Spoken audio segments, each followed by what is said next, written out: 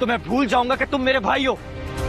तभी तो नाराजगी के बावजूद भी तुमसे बात कर रही हूँ। इसने मुझ पर इल्जाम लगाने से पहले सोचा जो मैं सोचूं। बड़ा समझदार है तुम्हारा दिल। बिना सोचे समझे तुम किसी की भी जान ले लोगी। हाँ। बदला लेने के लिए। और एक मेरा दिल है। अगर मेरी बीवी को हाथ भी लगाया ना, मैं कह रहा हूँ कुछ बुरा हो जाएगा। तुम पीछे हटो। जो ना किसी की सुनता है ना किसी की मानता है। नहीं सोचूंगी कुछ भी। कि तुम्हारे समझाने पर तुम्हारी बात सुनता भी और मान भी जाता है। नाज़नीन तो पागल ही हो जाती है। शारिक बोलता है बदला लेने के लिए तुम किसी की भी जान ले लोगी, कुछ भी सोचो समझोगी नहीं। नाज़नीन बोलती है नहीं सोचूंगी कुछ भी। उसने मेरे पे इल्ज़ाम लगाने से पहले क्या सोचा था।